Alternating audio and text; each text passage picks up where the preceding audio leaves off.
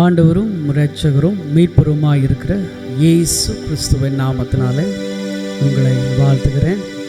அருமையான கர்த்தருடைய பிள்ளைகளை, நமது நியூ கிரேஸ் டிவியின் வாயிலாக ஒவ்வொரு நாளும் அரை சன்ஷைன் இந்த காலை ஜெப தியானத்துக்கு உங்களை வரவேற்கிறேன். கர்த்தருடைய ஆவியானவர் உங்களை ஆசீர்வதிப்பாராக. இந்த ஜெப தியானத்தில் கர்த்தர் உங்களோடு பேசுவார், உங்கள் வாழ்க்கையை மாற்றுவார், உங்கள் வாழ்க்கை ஆண்டவரோடு இணைக்கப்படும். நானும் என் வீட்டாருமே என்றார் கர்த்தரையே சேவிப்போம் என்று சொன்ன வார்த்தையை நினைத்து கொள்ளுங்கள்.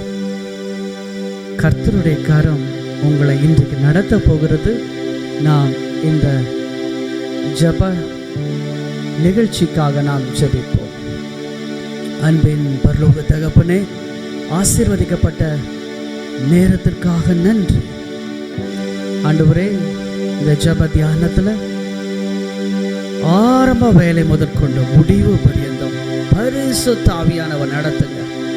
இயேசு கிறிஸ்துவின் நாமத்தில் ஜெபிக்கிறோம், பரிசுத்தமுள்ள பரலோக பிதாவே, ஆமென், ஆமென். கர்த்தரை பாடி துதித்து மகிமைப்படுத்துவோம். கர்த்தருடைய நாமம் மகிமைப்படுவதாக. ஆமென், ஆமென். கர்த்தருடைய பரிசுத்த நாமத்திற்கு மகிமை உண்டாவதாக. உங்களை இந்த காலை வேளையில் ஒவ்வொருவரையும் சந்திக்கிறதுல நான் கர்த்தருக்குள் மிகவும் மகிழ்ச்சி அடைகிறேன். இந்த நியூ கிரேஸ் டிவி மூலமாக உங்களையும் என்னையும் கர்த்தர் இணைத்ததற்காக நான் கர்த்தரை துதிக்கிறேன். இந்த அரை சன்ஷைன் நிகழ்ச்சியில் பங்கு பெறுகிற உங்கள் ஒவ்வொருவரையும் கர்த்தர் ஆசீர்வதிப்பாராக. இந்த காலை வேளையில் கர்த்தருடைய நாமத்தை பாடி நாம் துதிப்போம். ஹல்லேலூயா. அவர் நல்லவர், அவர் வல்லவர், அவர் கிருபை என்றும் உள்ளதே. அவர் நல்லவர், அவர் வல்லவர், அவர் கிருபை என்றும் உள்ளதே.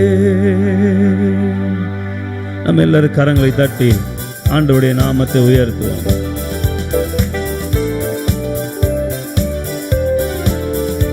தேவ கிருபை என்றும் உள்ளதே, அவர் கிருபை என்றும் உள்ளதே. அவரை போற்றி துதித்து பாடி அல்லேலூயா என்றார் பரிப்போம். அவரை போற்றி துதித்து பாடி அல்லேலூயா என்றார் பரிப்போம். நெருக்கப்பட்டோம் மடிந்திடாமல், கர்த்தர்தாம் நம்மை காத்ததாலே. நெருக்கப்பட்டோம் மடிந்திடாமல், கர்த்தர்தாம் நம்மை காத்ததாலே. அவர் நல்லவர், அவர் வல்லவர், அவர் கிருபை என்றும் உள்ளதே. அவர் நல்லவர், அவர் வல்லவர், அவர் கிருபை என்றும் உள்ளதே.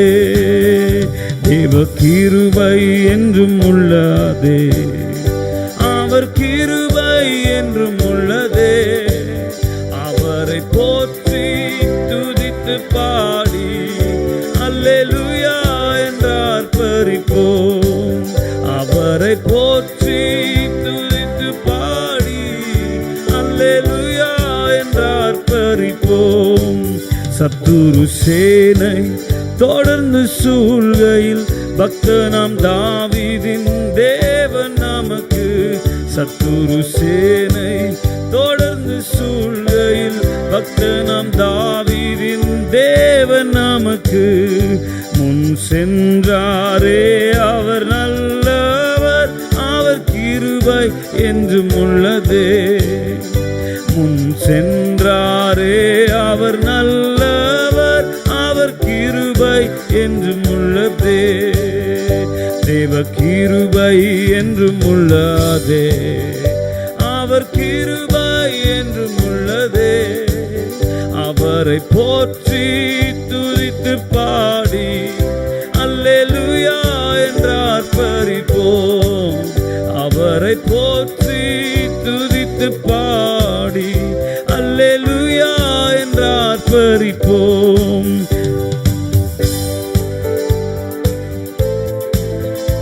ஹல்லேலூயா.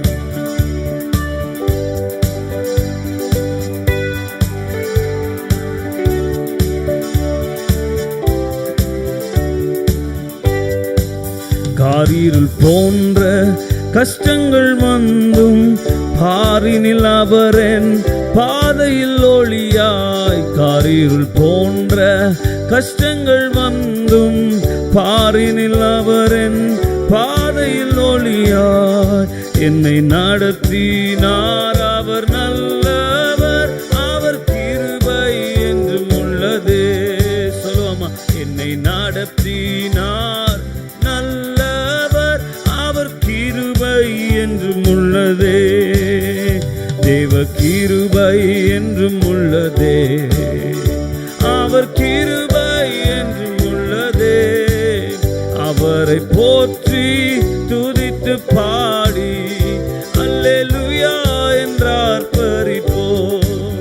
அவரை போற்றி துதித்து பாடி அல்லேலூயா என்றார் பரிப்போம். ஹல்லேலூயா, ஹல்லேலூயா. அவர் நல்லவர். எல்லாரும் சொல்றீங்களா? நீங்க இருக்கிற இடங்கள்ல நீங்க தேவனோடு இணைந்து கொண்டு நீங்க சொல்லலாம். இந்த சூழ்நிலையில் இருந்தாலும் அவருடைய கிருபை நம்மை தப்புவிக்க போதுமானதா இருக்கிறது. அவர் நல்லவர், அவர் நன்மை செய்கிறவர். ஹல்லேலூயா. அவர் தீமை செய்யாத ஒரு நல்ல தகப்பனாக இருக்கிறார்.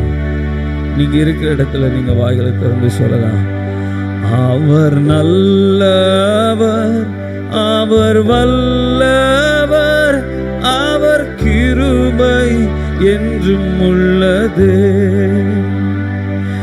அவர் நல்லவர், அவர் வல்லவர், அவர் கிருபை என்றும் உள்ளதே. முன் சென்றாரே அவர் நல்லவர், அவர் கிருபை என்றும் உள்ளதே. ஹல்லேலூயா. அவர் நல்லவர், அவர் நன்மை செய்கிறவர், அவர் வாக்கு மாறாதவர், அவர் சொன்னதை மறவாத நல்ல தேவனாயிருக்கிறார். அவருடைய நாமத்திற்கு சகல துதிகான மகிமை உண்டாகட்டும் என்று நாங்கள் உம்மை துதிக்கிறோம், துதிக்கிறோம், துதிக்கிறோம். கர்த்தர் உங்களை ஆசீர்வதிப்பாராக என்று சொல்லி நாங்கள் உங்களை வாழ்த்துகிறோம். ஆமென்.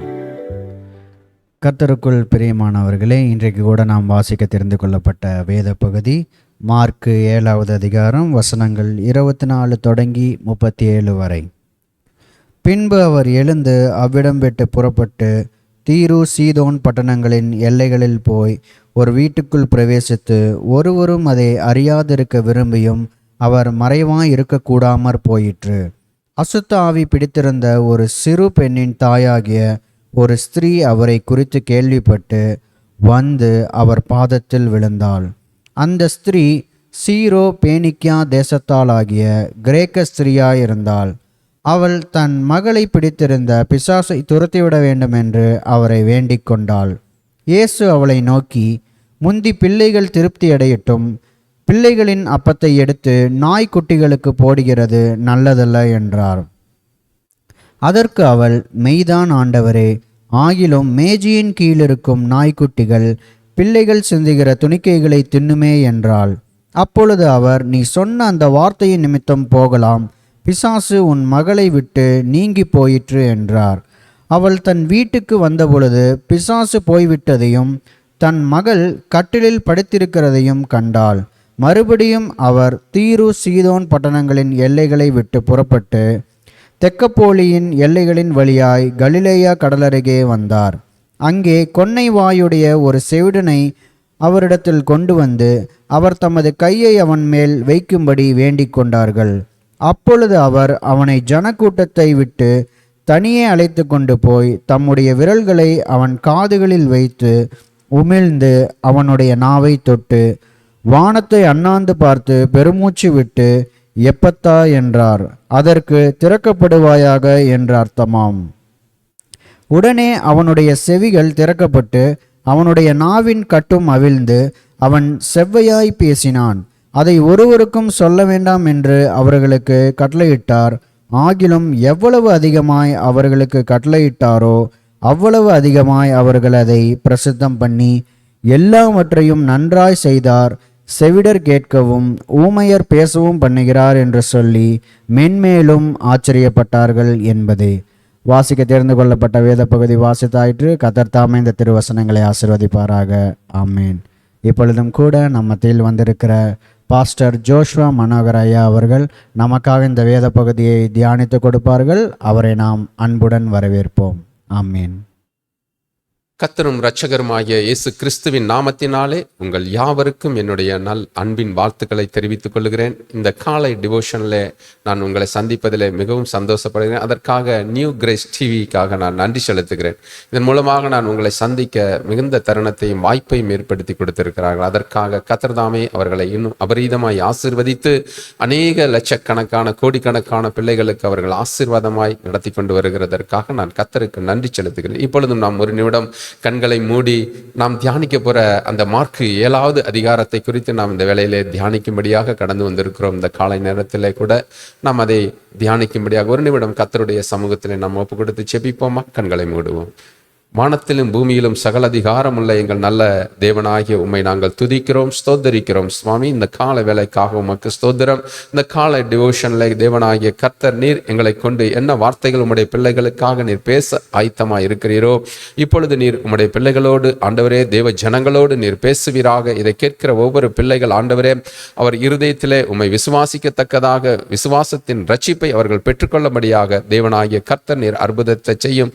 அடியேன் என்னையும் தாழ்த்துகிறேன். என் வாயின் வார்த்தைகள் எல்லாம் தேவனாகிய கர்த்தாவே உமக்கு முன்பதாக பிரதியாய் இருக்கத்தக்கதாய் செபிக்கிறேன், தாழ்த்துகிறேன், ஒப்புக் கொடுக்கிறேன். ஆசீர்வதியும் வழி நடத்தும். இயேசு கிறிஸ்துவின் நாமத்தினாலே வேண்டி செபிக்கிறோம் எங்கள் ஜீவனுள்ள நல்ல பிதாவே. ஆமென், ஆமென், ஆமென். கர்த்தர் தாமே உங்கள் யாவரையும் ஆசீர்வதிப்பாராக. இந்த கால வேளையிலும் கூட அருமையான இந்த மார்க்கு 7வது அதிகாரத்தை குறித்து நாம் தியானிக்கும்படியாக இந்த நாளிலே நாம் கடந்து வந்திருக்கிறோம். தேவனுடைய பிள்ளைகளே, இதை நாம் தியானிக்கும் பொழுது கர்த்தர் நிச்சயமாய் நம்மோடு பேசுவார், அநேக காரியங்களை நமக்கு கற்றுக் கொடுப்பார் என்று நான் விசுவாசிக்கிறேன். அதோடு மாத்திரமல்ல, நம்முடைய இருதயத்திலே தேவனாகிய கர்த்தர் ஒரு பெரிய ஒரு விசுவாசத்தை உண்டு பண்ணுவார் என்று நான் அதிகமாய் விசுவாசிக்கிறேன். அநேகருக்கு இது ஆசீர்வாதமாய் இருப்பதாக. மார்க்கு 7வது அதிகாரத்திலே சில சம்பவங்களை குறித்து அதில் அழகாய் சொல்லப்படுகிறதாக நாம் பார்க்கிறோம். அது என்ன ஒரு சம்பவங்களை குறித்து சொல்லப்படுகிறது?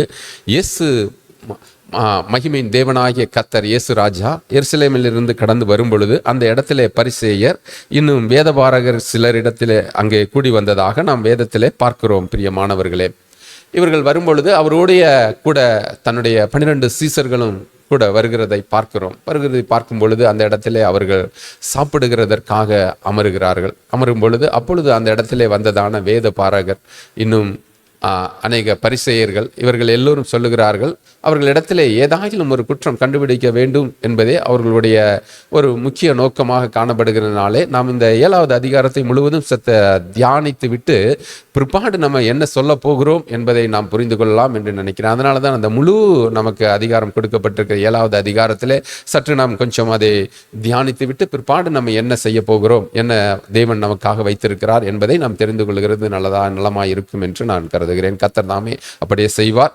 இதில் சொல்லப்பட்டபடி அதிலே தேவனாகிய கர்த்தர் எருசலேமிலிருந்து புறப்பட்டு வரும் பொழுது பரிசேயரும் இன்னும் வேதபாரகரும் தன்னுடைய சீசர்கள் வருகிறதையும் கண்டு அவர்கள் பசியாக இருக்கிற நேரத்தில் சாப்பிட போகும் பொழுது அப்பொழுது அவர்களை பார்த்து அவர்கள் சொல்லுகிறார், ஆண்டவரை கேட்டு சொல்லுகிறார், ஏன் ஆண்டவரே உம்முடைய சீசர்கள் தன்னுடைய கைகளை கழுவாதபடிக்கு அசுத்தத்தோடு அவர்கள் உண்ண போகிறார்களே, இதை குறித்து நீர் அவர்களுக்கு சொல்லுகிறதில்லையா என்று ஆண்டவராகிய இயேசுவினிடத்திலே அந்த பரிசேயர்கள் சதுசேயர்களும் அவர்கள் கேட்கிறதை வேதபாரகர்களும் கேட்கிறதை நாம் பார்க்கிறோம். அருமையாய் அதில் ஆண்டவராகிய இயேசு கிறிஸ்து நல்ல ஒரு பதிலை அவர்களுக்கு சொல்லுகிறார். உள்ளே போகிறது எதுவும் மனிதர்களை அது தீட்டுப்படுத்தாது. மனிதர்களிடத்திலிருந்து புறப்படுகிற காரியங்கள் அநேகரை தீட்டுப்படுத்தும். அதனால் கை கழுவாமல் அல்ல, அவர்கள் இருதயத்தில் சுத்தமாக இருக்கிறார்கள். அதனாலே கை கழுவுகிறதை குறித்து அவர் பேசாதபடிக்கு அவர்கள் வாயிலிருந்து புறப்படுகிற வார்த்தை எப்படியாக இருக்கும் என்பதை குறித்து ஆண்டவராகிய தேவன் அவர்களோடு பேசுகிறதை பார்க்கிறோம். பிரியமானவர்களே, இதில் சொல்லப்பட்டிருக்கிறதான இந்த ஒரு சம்பவங்கள் அதில் சொல்லப்பட்டிருக்கிறது. சீசர்கள் எப்படி அவர்கள் வருகிறார்கள் கூறே, அந்த இடத்துல அவர்களுக்கு ஒருவேளை சரியான தண்ணீர் கிடைக்காமல் கூட இருந்திருக்கலாம். அந்த சந்தர்ப்ப சூழ்நிலையிலே அவர்கள் சாப்பிடும்படியாக கடந்து செல்லும் பொழுது அவரை குற்றம் கண்டுபிடிக்க வேண்டும் என்றே அவரிடத்திலே குற்றம் சொல்லுகிறதாக நாம் பார்க்கிறோம். ஆண்டவராகிய இயேசுவும் அதற்கு சரியான பதிலை அவர்களுக்கு கொடுக்கிறார். அதே போலதான் மனிதர்கள் வாய்களில் போவது எதுவும் மனிதர்களை தீட்டுப்படுத்தாது. ஆனால் அவர்களிடத்திலிருந்து புறப்படுகிறதே அந்த வார்த்தைகள் அநேகரை தீட்டுப்படுத்தும் என்பதை அவர் தம்முடைய சீசர்களுக்கும் அதை கற்றுக் கொடுக்கிறதாக நாம் பார்க்கிறோம். பிரியமான தேவனுடைய ஜனமே, அழகாய் அவர் கற்றுக் கொடுக்கிறார். அழகாய் கற்றுக் கொடுத்து தன்னுடைய பிள்ளைகளை அவர் வழிநடத்தி வருகிறது, தன்னுடைய ஊழியக்காரர்களை, தன்னுடைய சீசர்களை வழிநடத்தி வருகிறதை நாம் பார்க்கிறோம். இன்னும் அதில் அநேக காரியங்களை குறித்து சொல்லப்பட்டிருந்தாலும் இவ்வேதம் இவ்வண்ணமாக இதில் சொல்லப்படுகிறதான காரியங்கள், இன்னும் சில காரியங்களை குறித்து நாம் இதில் பார்க்க போகிறோம். அதை குறித்து நான் சில காரியங்களை உங்களிடத்தில் பேசும்படியாக இந்த நாளிலே கூட நாம் பார்ப்போமாக. ஆமேன். பின்பு அவர் எழுந்து அவ்விடத்தை விட்டு புறப்பட்டு தீரு சீதோன் பட்டணத்தின் எல்லைகளில் போய் ஒரு வீட்டிலே பிரவேசித்து ஒருவரும் அதை அறியாதிருக்க விரும்பியும் அவர் மற்ற மறைவாய் இருக்கக்கூடாது இருந்தது. அந்த ஆவி பிடித்த அசுத்த ஆவி பிடித்த ஒரு சிறு பெண்ணை ஒரு தாயாகிய ஒரு ஸ்திரீ அவரை குறித்து கேள்விப்பட்டு வந்து அவர் பாதத்திலே விழுந்தாள்.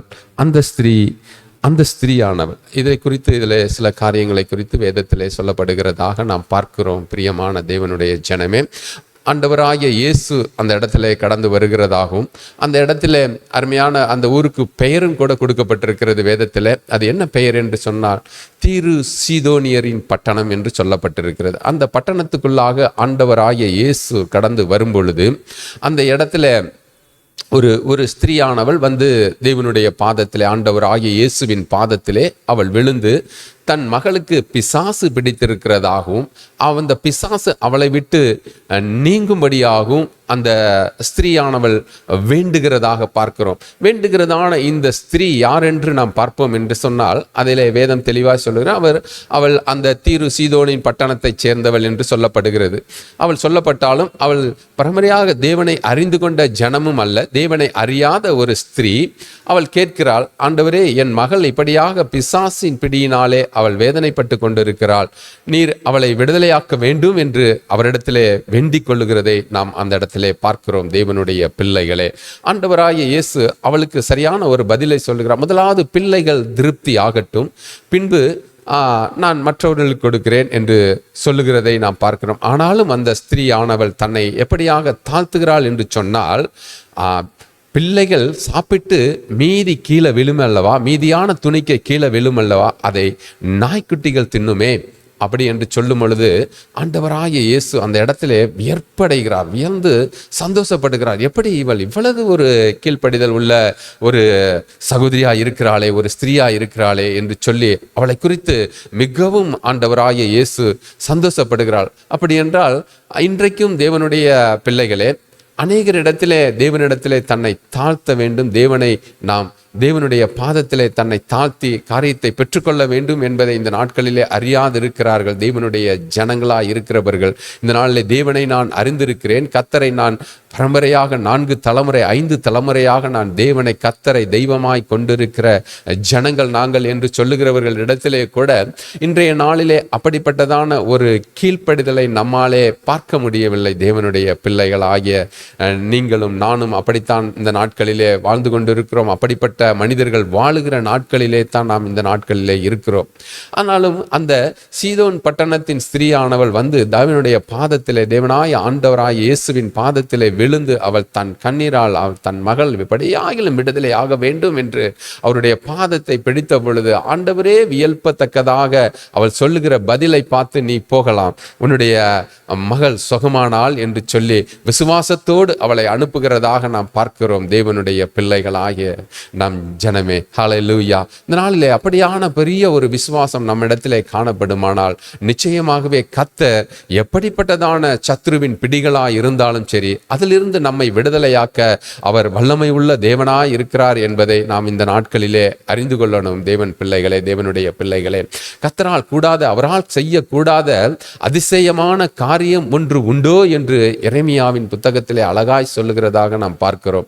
தேவனால் செய்யக்கூடாத காரியம் ஒன்றுமே கிடையாது, அவரால் கூடாத காரியமே கிடையாது. நான் அப்போஸ்தலர் 10வது அதிகாரம் 38வது வசனம் சொல்லுகிறது, நசரேயனாகிய இயேசுவை தேவன் வல்லமையினாலும் ஆவியினாலும் அவரை அபிஷேகம் பண்ணினார், அவர் எங்கும் நன்மைகளை செய்கிறவராய் சுற்றி திரிந்தார் என்று நாம் இந்த நாட்களிலே பார்க்கிறோம். தேவனுடைய பிள்ளைகளை, ஹல்லேலூயா. பிசாசில் அகப்பட்ட யாவரையும், இன்னும் அவதிலே தெளிவாய் சொல்லப்படுமானால், பிசாசின் வல்லமையிலே அகப்பட்ட யாவரையும் விடுதலையாக்குகிறவராய் அவர் எங்கும் நன்மைகளை செய்கிறவராய் சுற்றி திரிந்தார் என்று நாம் வேதத்திலே பார்க்கிறபடியாக அந்த இடத்திலே அருமையாய் அவர் சொல்லி அனுப்புகிறார் அந்த ஸ்திரீயின் இடத்திலே, நீ போ, உன்னுடைய மகள் சுகமானாள் என்று சொல்லி. அவள் தன்னுடைய வீட்டுக்கு திரும்பி வரும் பொழுது தன்னுடைய மகள் எழுந்து கட்டிலில் எழுந்து உட்கார்ந்து இருக்கிறதை அவள் பார்க்கிறாள். அப்போ தேவனுடைய வார்த்தை எவ்வளவாய் கிரியை செய்கிறது என்பதை அவள் உணர்ந்து தேவன் மேல் பெரிய ஒரு அருமையான ஒரு விசுவாசத்தை கொண்டிருந்தால் தேவனுடைய ஜனமே. இந்த நாட்களிலே அப்படிப்பட்ட விசுவாசம் இந்த நாட்களிலே நம்மிடத்திலே குறைவுள்ளதாகவே காணப்படுகிறது என்று தான் நான் நினைக்கிறேன். அல்லேலூயா.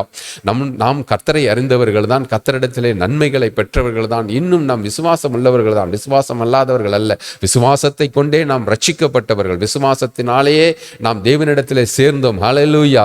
தேவனை கொண்டு தேவன் விசுவாசத்தினாலே நம்மை ரட்சித்தார். நம்முடைய நல்ல கிரியையினாலேயோ நாம் செய்த நன்மையினாலேயோ அல்ல, அவருடைய மிகுந்த ஈவு என்றுதான் வேதம் சொல்லுகிறது. தேவனுடைய பிள்ளைகளாகிய நம்மிடத்திலே, ஹல்லேலூயா. இந்த நாளிலே கர்த்தர் அப்படியாகவே நம்மை ரட்சித்திருக்கிறார், நம்மை அழைத்திருக்கிறார். ஆனால் நம்மிடத்திலே குறை உண்டு. ஹல்லேலூயா.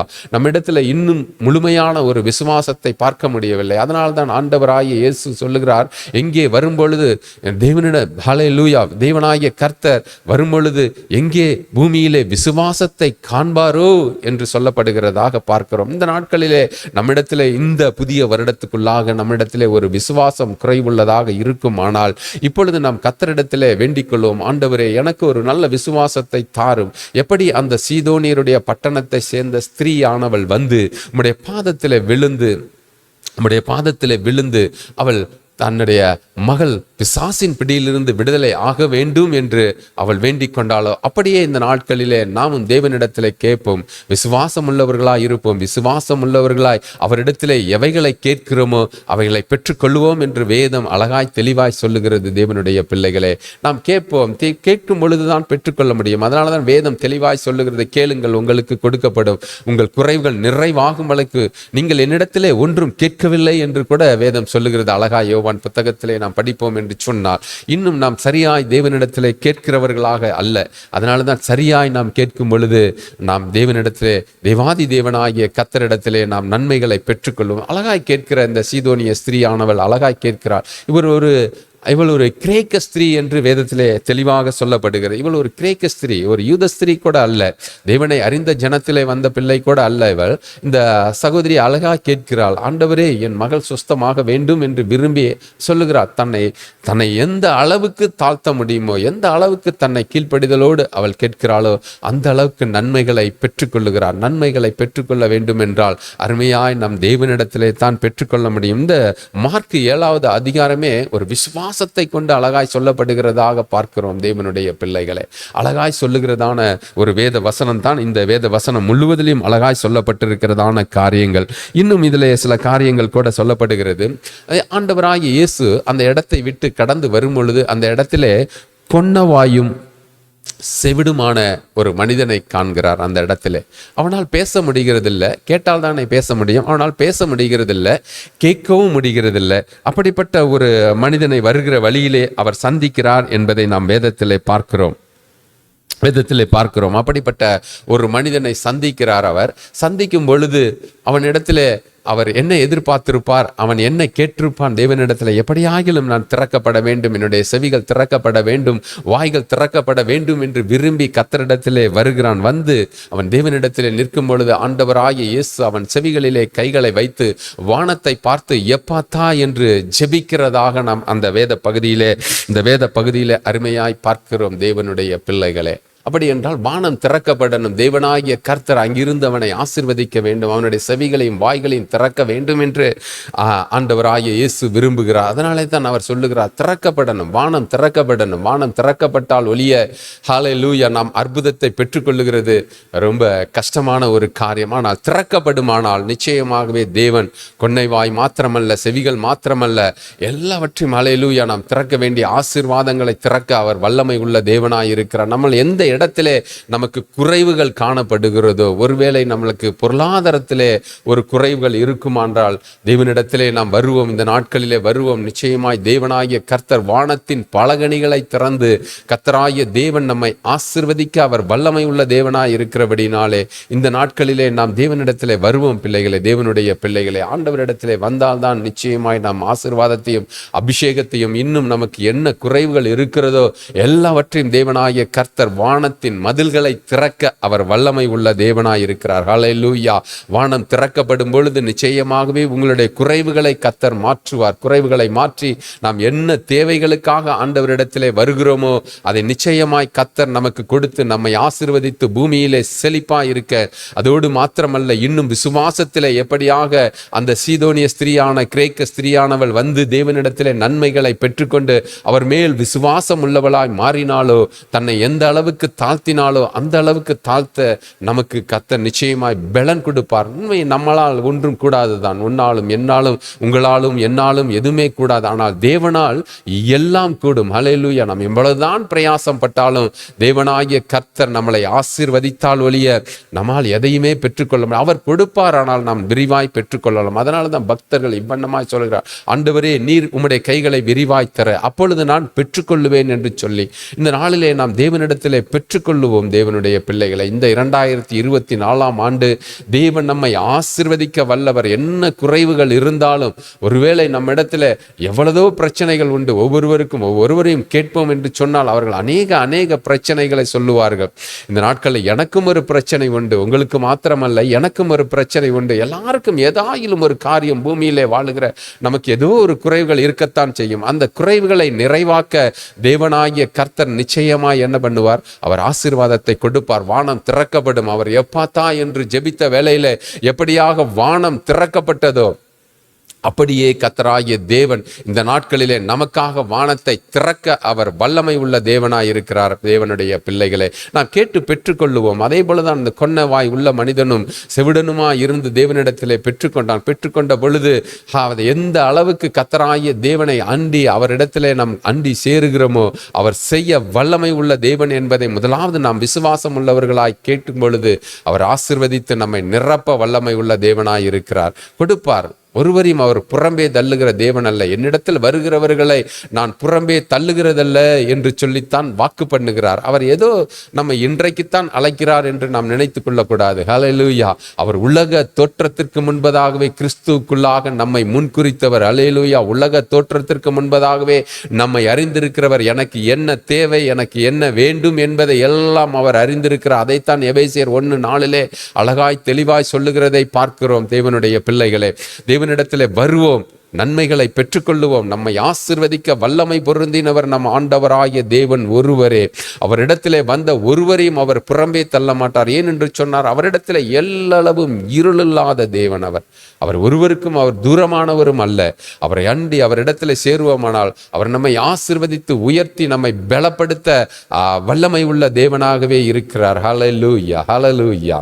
நாம் கேட்போம், கேட்கிற யாவரும் பெற்றுக்கொள்வார்கள் என்று சொல்லப்பட்டபடி தேவனிடத்திலே நாம் கேட்கும் பொழுது நிச்சயமாகவே நமக்கு தருவார். தேவனுடைய பிள்ளைகளே, தொடர்ந்து நாம் இந்த 7வது அதிகாரத்தை, மார்க் 7வது அதிகாரத்திலே தேவனாகிய கர்த்தர் அநேக நன்மையான காரியங்களை கற்றுக் கொடுத்திருக்கிறார். அதை நாம் கற்றுக்கொள்ளுவோம். தொடர்ந்து நாம் இந்த வேத பகுதியை தியானிப்போம் என்று சொன்னால் இந்த 7வது அதிகாரம் மாத்திரமல்ல, முழு வேதாகமத்தையும் நாம் எந்த அளவுக்கு படிக்கிறோமோ அந்த அளவுக்கு கர்த்தராகிய தேவன் பெரிய காரியங்களை செய்ய நமக்கு வல்லமை உள்ள தேவனாய் இருக்கிறார். ஹல்லேலூயா. இதில் சொல்லப்பட்டிருக்கிறதான அந்த முதல் வசனத்திலிருந்து 1வது அதிகாரத்திலிருந்து இந்த 7வது அதிகாரம் 1வது வசனத்திலிருந்து அந்த இடத்துல பரிசேயர் சதுசேயரை குறித்து சொல்லப்பட்ட காரியங்கள் அநேக காரியங்கள் சொல்லப்பட்டிருக்கு. அவர்கள் எப்பொழுதுமே ஒரு குறைவு கண்டுபிடிக்கிறவர்களாகவே இருந்தார்கள் என்று சொல்லப்படுகிறது. அப்பொழுது என்று அதில் சொல்லப்படுகிற முக்கியமான ஒரு காரியம் என்னவென்று பார்ப்போம் என்று சொன்னால், வாய்க்குள்ளே போகுதும் எதுவும் மனிதனை தீட்டுப்படுத்தாது, அவனுடைய வாயிலிருந்து புறப்படுகிற வார்த்தை அவனை தீட்டுப்படுத்தும் என்று அழகாய் சொல்லுகிறதாக பார்க்கிறோம் தேவனுடைய பிள்ளைகளை. ஏனென்று சொன்னால், மனிதனிடத்திலிருந்து புறப்படுகிற வார்த்தைகள் சில நேரங்களிலே மனுஷிக ரீதியாய் நாம் பேசும் பொழுது அசுத்தமான வார்த்தைகள் நம்முடைய நாவிலிருந்து இச்சை, வேசித்தனம், விபச்சாரம், காமவிகாரம், பொருளாசை, இப்படியான அசுத்த வார்த்தைகள் தான் மனிதனிடத்திலிருந்து புறப்படும். ஆனால் தேவனை அன்றி கர்த்தரிடத்திலே நாம் பெற்றுக்கொண்டு ஆவியிலே நிரப்பப்பட்டு தேவனுடைய வார்த்தைகளை பேசுவோம் என்று சொன்னால், அதில் அழகாய் ஒரு வசனம் சொல்லுகிறது. நாம் படிக்கலாமா அந்த வசனத்தை? ஏசாயா 50வது அதிகாரம் அது 4வது வசனம். ஒரு வசனத்தை நாம் படிப்போம். இளைப்படைந்தவனுக்கு சமயத்திற்கேற்ற வார்த்தை சொல்ல நான் அறியும்படிக்கு கர்த்தராகிய ஆண்டவர் எனக்கு கல்விமானின் நாவை தந்தருளினார். ஆமென். காலைதோறும் என்னை எழுப்புகிறார். கற்றுக்கொள்ளுகிறவர்களைப் போல நான் கேட்கும்படி என் செவியை கவனிக்கச் செய்கிறார். ஸ்தோத்திரம். ஹல்லேலூயா. அழகாய் அந்த வேத பகுதியிலே சொல்லப்படுகிறதான நம் வார்த்தைகளை பார்ப்போம் என்று சொன்னால், இளைப்படைந்தவருக்கு தக்கதான இளைப்பாறுதலான ஒரு வார்த்தைகளை தேவனாகிய கர்த்தர் தருகிறார் நம்முடைய நாவில் என்று சொல்லுகிறது. மனுஷிகமாய் பேசுகிறதற்கும் நம் ஆவியிலே நிரம்பி தேவனுடைய வார்த்தைகளை பேசுகிறதற்கும் இளைப்படைந்தவர்களாக இந்த பூமியிலே இன்றைக்கு வாழுகிறவர்கள் அநேகர் இளைப்படைந்தவர்களாக, துக்கம் நிறைந்தவர்களாக, அநேக பாடுகளுக்குள் செல்லுகிறவர்களாக, இவர்கள் எல்லாம் நல் வார்த்தைகளை தேடி அலைகிற ஒரு மனிதர்களாகவே இருக்கிறார்கள். அவர்களுக்கு இளைப்பாறத்தக்கதான நல் வார்த்தைகளை பேசும் பொழுது உண்மையிலே அது ஒரு நல்ல வார்த்தைகளாய் கல்விமானின் நாவுகளை நமக்கு தந்து நல்ல வார்த்தைகளை பேச தேவன் கிருபை செய்வாராக. ஆமென். அப்படிப்பட்ட வார்த்தைகளை இந்த நாளிலே நாம் பேச ஆரம்பிப்போம். தேவனுடைய பிள்ளைகளே, நமக்கு கொடுப்பார் கர்த்தர். எப்படியாக அந்த சீதோனிய ஸ்திரீயை ஆசீர்வதித்து எப்படி அவளுடைய மகளுடைய அந்த பிசாசுகளை விரட்டி கர்த்தர் அற்புதம் செய்தாரோ, நம் குடும்பத்திலையும் அப்படிப்பட்டதான பிசாசுகள் பிடித்திருக்கும் என்று எல்லாருக்கும் சொல்லப்படவில்லை. ஆனாலும் சிலர் பிசாசினால் பாதிக்கப்பட்டவர்களும் உண்டு. ஹல்லேலூயா. இந்த உலகம் அசுத்த ஆவிகளினாலே சில பகுதிகளிலே சில மனிதர்களை வாட்டி கொண்டு இருக்கிறது. அப்படிப்பட்ட அசுத்த ஆவிகள் இந்த நாட்களிலே ஓடும். அவர்கள் இளைப்பாறத்தக்கதான வார்த்தைகளை நாம் பேசும் பொழுது நிச்சயமாய் போகும். ஹல்லேலூயா.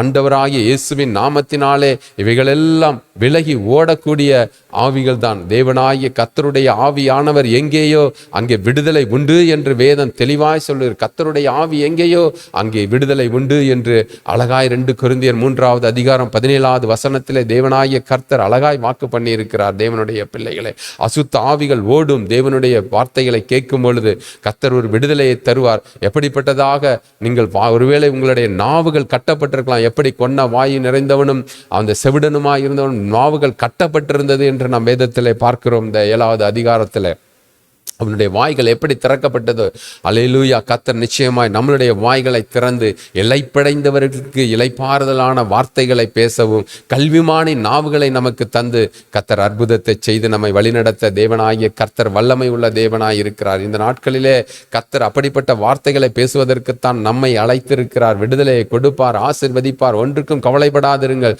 தேவன் உங்களை உயர்த்துகிறது நிச்சயம், ஆசீர்வதிக்கிறது நிச்சயம். தேவனிடத்திலே வருகிற ஒருவரையும் அவர் புறம்பே தள்ளுகிற தேவன் அல்ல.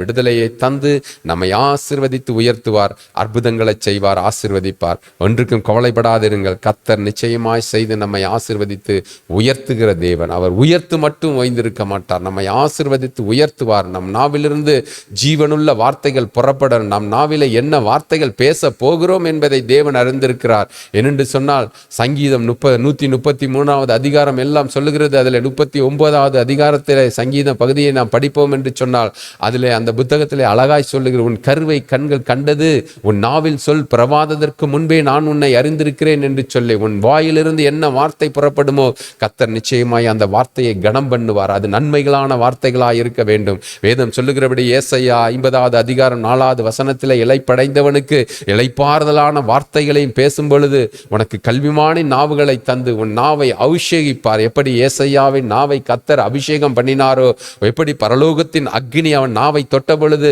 அழகாய் தீர்க்க தரிசன வார்த்தைகளும் தேவனை நிறைந்த வார்த்தைகளும் கிருபை நிறைந்த வார்த்தைகளையும் பேசினானோ அதே போல் நம்மை பேச வைப்பார். உங்களை விடுதலையாக்குவார், அற்புதத்தை செய்வார். நம்ம ஒரு நிமிடம் கண்களை மூடி ஜெபிப்போமா? இந்த நேரத்திலே அழகான வார்த்தைகளை கேட்டிருக்கிறோம். இந்த மார்க் 7வது அதிகாரத்தை கேட்டிருக்கிறோம். இந்த காரியத்திற்காக அருமையான பிஷப் சார்லஸ் ஐயா வந்து நமக்காக இந்த வார்த்தைகள் இன்னும் கிரியை செய்யும்படியாக, அற்புதங்களை செய்யும்படியாக, இதை தொடர்ந்து நான் சொன்னது கொஞ்சம், நீங்கள் இந்த வேதத்தை படிக்கும் பொழுது கர்த்தருடைய ஆவியானவர் சகலவற்றையும் போதிப்பார். எங்களால் ஊழியக்காரர்களாக எங்களால் சில காரியங்களை மாத்திரம்தான் சொல்ல முடியும்.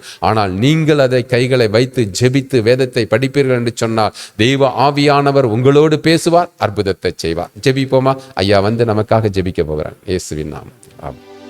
கர்த்தரோட பிள்ளைகளே, இவ்வளவு நேரம் கர்த்தரோட வார்த்தையை நாம் கேட்டோம் இல்லையா? ஆண்டவர் ஒரு நாளும் உங்களை கைவிட மாட்டார். நீங்க ஒரு நாளும் அப்பத்துக்கு இருந்து தெரிவதில்லை.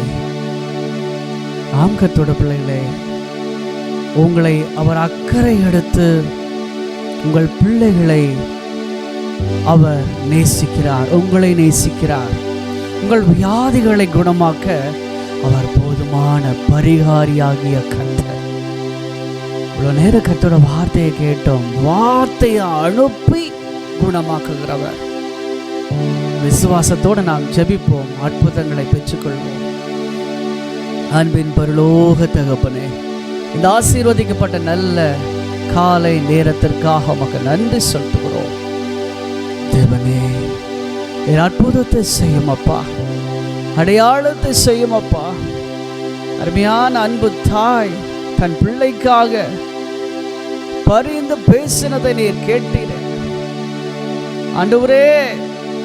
கர்த்தருடைய வார்த்தை ஆண்டவரே குணமாக்கினதல்லவா? உம்முடைய சமூகத்தில் கண்ணீர் வடிக்கிற உம்முடைய பிள்ளைகளை கண்ணோக்கி பாருங்கப்பா. ஒரு சுகத்தை, சௌபாக்கியத்தை கொடுப்பீராக. வியாதியிலிருந்து, வேதனையில் இருந்து ஒரு விடுதலையை நீர் கட்டளையிடுவீராக. சுகத்தை கொடுப்பீராக. இந்த காலை நேரத்தில் ஆத்துமாவுக்குள்ளாக, இருதயத்துக்குள்ளாக, மனதுக்குள்ளாக, சிந்தைக்குள்ளாக இருக்கிற போராட்டங்கள் எல்லாம் இயேசுவின் நாமத்தில் ஒரு முடிவுக்கு வரட்டும். ஆண்டவரே, இவங்க விசுவாசத்தை பாருங்கப்பா, இவங்க கண்ணீரை பாருங்கப்பா, இவங்க போராட்டத்தை பாருங்கப்பா. ஒரு சுகத்தை கொடுங்க ஆண்டவரே, ஒரு பலத்தை கொடுங்கப்பா, ஆரோக்கியத்தை கொடுங்கப்பா, நன்மைகளை கொடுங்கப்பா. இவர்கள் விரும்புகிற சுகம் இறங்கட்டும். இவர்கள் விரும்புகிற ஆண்டவரே நன்மைகள் உம்முடைய கரத்திலிருந்து புறப்படட்டும் அப்பா. நன்மையினால இவங்க வாழ்க்கையை திருப்தியாக்குங்கப்பா. உங்களுடைய சமூகம் இந்த நாள் முழுவதும் உங்களுடைய பிள்ளைகளை நடத்தட்டும். இயேசு கிறிஸ்துவின் நாமம் மகிமைப்படுவதாக. இயேசு கிறிஸ்துவின் நாமத்தில் ஜெபிக்கிறோம் பரிசுத்தமுள்ள எங்கள் பரலோக பிதாவே, ஆமென். என் ஆத்துமாவே கர்த்தரை ஸ்தோத்திரி, என் முழு உள்ளமே அவருடைய பரிசுத்த நாமத்தை ஸ்தோத்திரி. என் ஆத்துமாவே நீ கர்த்தரை ஸ்தோத்திரி. கர்த்தர் செய்த சகல உபகாரங்களை மறவாதே. ஆமென். நம்முடைய கர்த்தராகிய இயேசு கிறிஸ்துவின் கிருபை, பிதாவாகிய தேவனின் அன்பு, பரிசுத்த ஆவியானவருடைய ஐக்கியம், சிநேகம், பாதுகாப்பு, பராமரிப்பு நம் அனைவரோடும் கூட இன்றும் என்றும் சதா காலங்களில் நீடித்து நிலைத்திருப்பதாக. ஆமென். ஆமென். God bless you. God be with you. நாளை சந்திப்போம். ஆமென்.